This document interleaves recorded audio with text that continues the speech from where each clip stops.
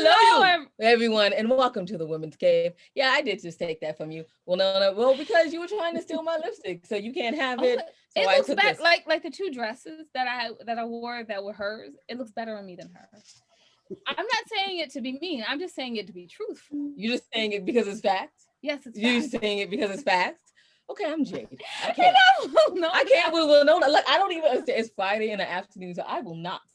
I will not. Guess what happens tomorrow, y'all? Tomorrow my script gets read. Okay. Yeah, so another episode for the Ladies Tale podcast is going to be very exciting. But let's just talk about what we do, right? Yeah, we have showing today. Yeah, we have showing today. So we write literary life guides with pop poetry, aka our books or anthologies, but we don't like to say it. Does it? Doesn't life guides with. Doesn't that sound better with pop poetry? Doesn't that sound better? It does. It does. Flows off the tongue. It flows off. Really? Well, no, you're just gonna put on some more. Okay, you know what? I can't put on it today. So we just wrote a bunch of books and like 20 some of them, but here are the top 4. And I thought divorce was bad with other life lessons, and I thought being grown up was easy.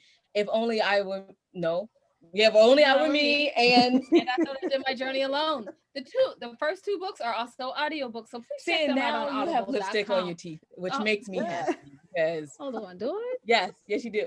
Don't get that close. Your teeth aren't that nice. Oh my word! From the whitening lady, my teeth are so white. Okay, moving on. So I was just trying to let you know your teeth aren't as white as my teeth, so I just thought you wouldn't want to get close. I'm done. We're gonna finish this. Okay, so you can find out everything your ladies are doing on www.andwethought.com. But y'all aren't here to hear about us. Nope. You're here to hear about our wonderful guests. Wonderful guests, would you like to introduce yourself? Oh, I would. What a fabulous duo. I'm feeling y'all energy and y'all Friday afternoon vibe. Loving you guys. So I am Author Denise Turney, and I am the author of 7 published books, total of 20 books, but 7 published so far, and also a freelance writer. One of my clients is Herbal Goodness. As I was talking to the sisters before the show kicked off, and it's owned by Dr. Unoma, and she's out of Nigeria and currently makes her home here in Texas. But so freelance writing and novel writing, and that's what I'm here to talk about today, and happy to be here on this awesome Friday. I have a question. Can I ask you a real question? Go for it. It's very interesting that you said that you write novels and you are a freelance writer. So it feels like you've made writing profitable. What made you decide to be a freelance writer? Okay, were you a freelance writer first and then an author? Now, I started writing when I was 10 years old. And that just came to me. I was reading a book by Gwendolyn Brooks. And I used to read like 35 to 50 books a week. And this is when I was between 7 and like 12 years old. So I'm reading this book after reading hundreds of books, and I'm reading Gwendolyn Brooks' a book of poetry, and a feeling came over me that I had never felt before. It's hard to describe, and I felt almost cocooned in some like spiritual thing. And my sister comes running home, and she's like, "Oh, look what I found in the library!" And that's how I got the Gwendolyn Brooks book. And I'm like, "How did she see that book?" And before I did, because she wasn't a bookworm. And so then, as I put the book down, I said, again, that feeling came over me, and I went, oh, I'm a writer. And I started writing. 10 years old, poems, short stories, plays. I started my first novel when I was 12, which I finished when I was 18. And I have written ever since, because I felt like it came from my higher self, just revealing that to me. So the freelance writing, that's how the novel writing started. The freelance writing started during the Great Recession. And I heard other people say this. We know we're in the pandemic, and a lot of people unfortunately lost their jobs. I'm told in the United States alone, 10 million people are still without a job. Some lost, some got it back, some 10 million, that's a lot of folks. So when the Great Recession started, I heard somebody say this, they got laid off. So instead of just bemoaning it, it's hard enough, it's scary. To me personally, I think the Great Recession, as far as layoffs, felt worse than this. I'm so sorry. It went on for 5 years for me, and people were literally sleeping in people's backyards, moving in, sleeping on people's sofas. The homelessness in the United States to me went really bad during the Great Recession. I didn't see it like I see now, and it's never fully recovered from that ever. So when the Great Recession hit, I knew the company I was working for, it got bought, but they laid off like 30 to 35,000, and actually what was over, I think they let go of about 50,000 people. That's a lot of folks. And so I was one of those people. And I said, you know what? I'm going after my dream. I'm gonna go after it now. I'm gonna take my unemployment, my severance. After working 17 years at the company, I will probably won't have this opportunity with the funds to fund it like I do now. I was actually offered a job by a company, but I said I said I may not get this chance again. Doors open, you better go through them because you might not see that door open again. So that's when I started freelance writing, and I wrote for major corporations. When I started, my confidence was not there. You had to build your confidence up. So I would work for next to nothing. And then I got my skills up, my confidence up, and then I started raising my rates. And I got to where for 5 years, that was my bread and butter for 5 years. The thing about freelance writing, I would tell people though, anything, if you like a small business owner, or my dad owns his own small business for over 30 years, you're going to see your income go up and down and up and down. If you get enough good clients, it should be relatively steady. But even major corporations deal with that. But they have so many clients, they can absorb those shifts. If you're a small company, you might not be able to. So you'll see it go up and down unless you take on enough clients, you hire more people, then your income becomes more steady. And then if something, a shock hits like the COVID, you might have to lay a few people off, but you yourself can keep your business going. I wouldn't trade it in for nothing. I wouldn't trade it in for nothing. And I would tell anybody, you better go after your dreams because I'm telling you, for all of us, the clock is ticking. And I don't mean that in a bad way, but it really is. So you better go after and do what really, really brings you joy. I Highly see. encourage it. We agree, and that I love that the point that you brought up about your income goes up and down, and that's I think what some people need to know, right? Mm-hmm. Because when you're coming from a 9 to 5 job, right? I mean, you get paid what you get paid, and Mm-hmm. you get paid that unless you have overtime or whatever. Or yeah, a lot of people are just salaried, so Yeah. you're gonna make that $75,000 a year because that's what you What you get. make. That's what you make. Mm-hmm. Mm-hmm. But they're not used to seeing it go up and down, up and down. Like, so you could have a really good year in a small business, right? And you can make like $200,000, and the next year you're like Down to Yeah, like 23. what's 23, happening? right? What's going on? And that's why they also tell you keep coming out with new products and new services. That's the Mhm. same thing as a book author. You come out with a novel, you better follow it up fairly quickly with another one because after a while people are like, okay, it's been a minute, and they might move Yep, on. That happens exactly. in the record industry, recording industry, movies for actors, actresses. You got to keep new stuff in front of people because even if your last work was tremendously awesome, people are still looking for that new thing, that next new They thing. are.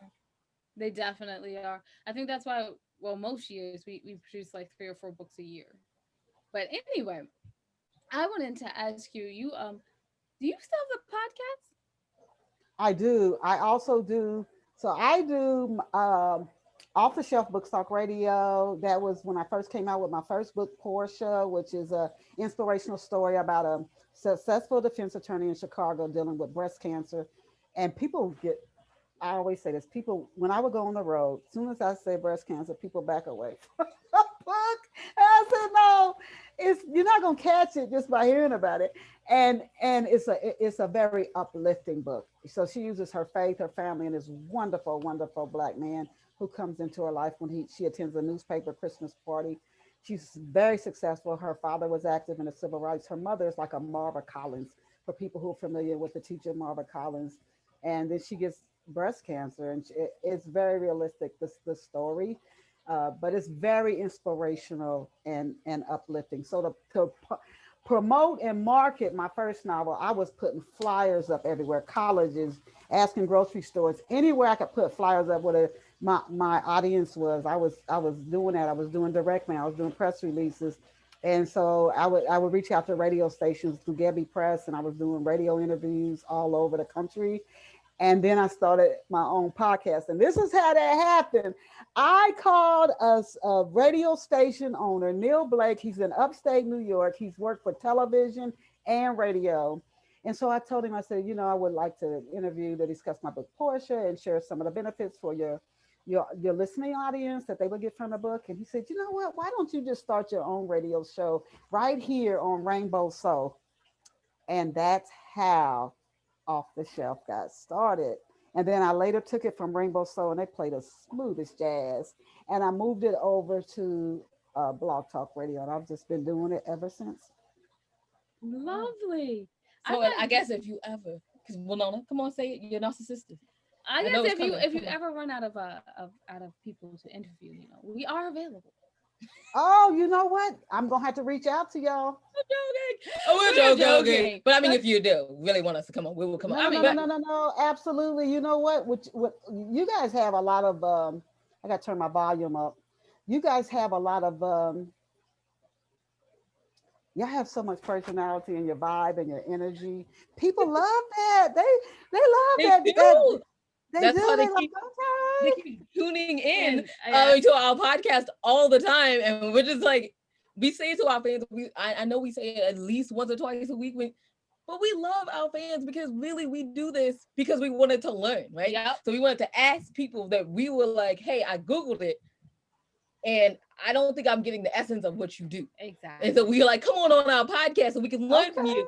And it's just so cool that people, like fans, come and listen. And they're like, we learned so much from this podcast. And we were like, we learned so much. That's why we always have pen and paper. We're always writing stuff down. Like, literally, we have the paper. We have index cards because we write the stuff down while our guests are talking about, because it's so important. And they teach us so we learn along with all of our audience. And I'm just so happy to have this and have people to learn along with us. Okay. Well, I would just want to ask quickly, where can you tell us the titles of your book and the title of your podcast? And then Jade is going to go ahead and ask that final question. Okay. Off the Shelf Books Talk Radio comes on Saturday mornings, 11 a.m. Eastern Standard Time or New York City time. This is my latest published book is Awaken Blessings of Inner Love, and it's a nonfiction book. So it has to do with shortcuts to self-love for success in a busy world. Love Pour Over Me is my latest novel. I do have a young adult book, Rosetta, the talent show queen. I'm telling you, I love this little girl. She's 10 years old in the 5th grade. She is so bold and so spunky, and just see what she's up to on the first one. But this is my latest adult novel, Love Pour Over Me, and it kicks off in Dayton, Ohio. And then Raymond is his son. His father has untreated alcoholism, and he is very abusive to Raymond. Raymond's mother leaves when he's only 2, and he's the only child. So he has to absorb all this abuse by himself, but he survives. And he is such a loving, good person. But you don't go through all that unscathed. So he's wounded. He goes to college. He is one of the top middle distance runners in the United States, constantly in Sports Illustrated, on his way to the Olympics. And he's academically honor roll up there. He's just got all that going for him, but he's wounded. It's hard. He just can't let nobody in. He's just been hurt so bad. And he meets his soulmate, Brenda, when he goes to college in Philadelphia. He also meets 4 amazing friends, and they keep their friendship for a lifetime. One goes on to do well in the NFL. But when his first day on campus, his first day in Philly, he witnesses a murder that he has nothing to do with. It would be like you walking past something and you see a shooting, you see a rape or something. You don't have anything to do with it, but you get pulled in. You get pulled in as things start to unravel. And also, one of his friends who he later meets is involved in the murder. So it's a murder mystery, it's a romance story, and it's definitely a very empowering, but you wonder, will Raymond cover for his friend? I mean, what would you do if you had a good friend that something happened before you met them, y'all became good friends?